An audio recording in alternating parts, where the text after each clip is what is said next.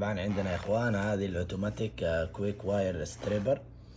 هنا الكات واير تقطع لك الاسلاك، هنا تعري لك الاسلاك، وهنا كريمب تيرمينال اللي هي نهاية الاطراف تسوي لها يعني تكمشها.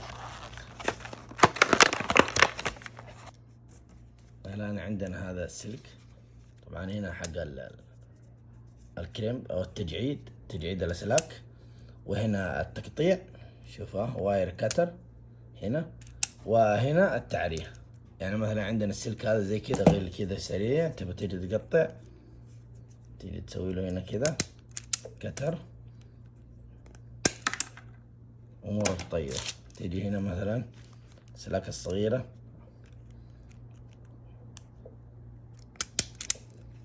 تيجي تعريها تمام، ومثلا تحط لها ايش؟ تحط لها التيرمينال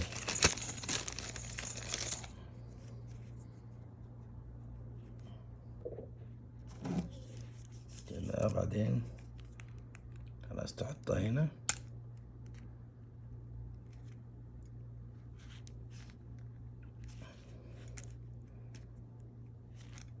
طبعا مو عند الكتر اللي تحتها. بكذا صار معك التيرمينال ممتاز جدا.